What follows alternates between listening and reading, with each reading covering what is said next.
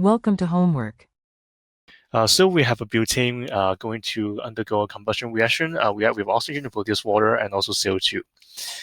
And what would be the mass of oxygen required to completely burn the butane?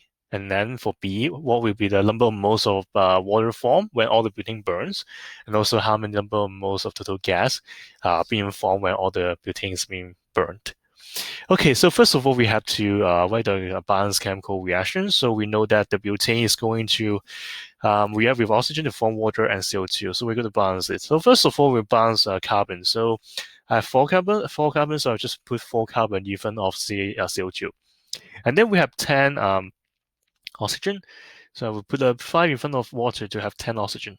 And last but not least, we are going to balance the oxygen. So on the right, we have 5 plus so we have 5 oxygen, and then we have 8 oxygen. So we have 13 oxygen, 13 oxygen. So it's an odd number. So we are going to use a fraction here just to make things a little bit easier. So we have 13 divided by 2. So we have also have 13 um, oxygen on the left and on the right. Okay, so the first question is what would be the oxygen required to completely react with all of the butane? Assume we have 5.5 milliliter of butane, and also the density is 0.579, 0.579. Okay, so the mass of butane, so C4H10 mass, which is M, equals to our, of course, equals to our volume times our density. So we have the mass, so 5.50 multiplied by 0.579 gram per milliliter. And then we should know as 5.5 times 0.579. So it will be 3.18 gram. All right, so the next step, again, straightforward. We are going to convert all the mass weight we have to number of moles. So we have 3.18 divided by the molar mass of um, butane. So we have a 4 carbon and also with 10 hydrogen. So it will be equals to 0.0548 mole. This will be the number of moles of our butane. Okay, so when we want to know the mass of our oxygen, so actually we are looking at the mass. So if we want to know that, we have to find out the number of moles of oxygen, and then we can convert to number of mass in order to fully react with our methane. So our methane is our 0.05478 moles, and the molar ratio of methane to not carbon dioxide, to oxygen. So we were looking for oxygen, so this oxygen is equal to 1 to 13 divided by 2. So you just need to take 13 divided by 2 is 6.5. So the ratio essentially equals to 1 to 6.5. So the number of moles of our oxygen will be equals to our number of moles of our butane times 6.5. And then we will have 0.356 mole. And then we can convert that to the mass of oxygen. You will just need to multiply that by the molar mass of oxygen. So it will be 1.1,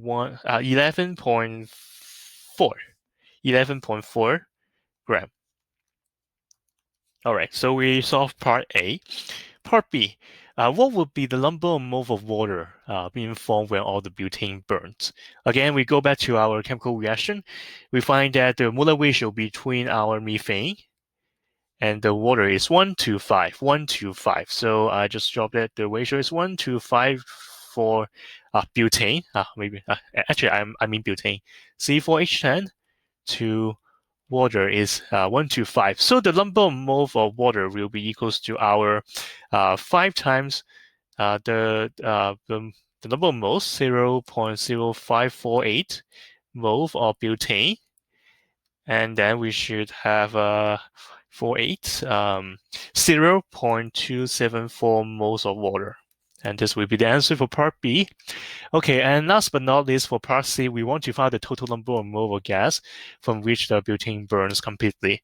So when the butane burns completely, then it also consumes the same amount of, the particular amount of oxygen, but I assume the oxygen is in excess. And it will produce water vapor and also with carbon dioxide gas. So For the number of moles of water vapor, we already know that is 0.274. And then for the number of moles of carbon, we have, so this is 1, and this is 4, so 1, 2, 4. So the number of moles of CO2 equals to our number of moles of our butane, 548, 0.054 times 4. 0.0548 times 4 is equals to 0.212. So the total number of mole of gas will be equals to, of course, adding both together. So 0. Okay, make sure I check my answers. Sorry, it's my bad.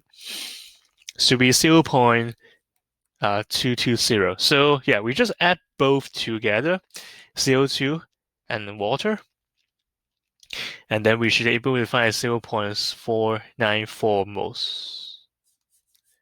Okay, sometimes you may see the answers are different because it would depend what kind of state we are looking at. The chemical equation I show here, I'm showing that water is in gas phase. Because when the reaction is going on as a combustion reaction, it will go to a high temperature. So when all of the methane and oxygen, they react, and then they will form water vapor and carbon dioxide. But if we look at the reaction proceed to make sure everything maintains a standard state, then we only can show the standard state of all the reactant and product. Then water will become liquid. So it will depend on the state. But what I'm showing here, I'm representing the actual reaction proceeding in the reaction mixture.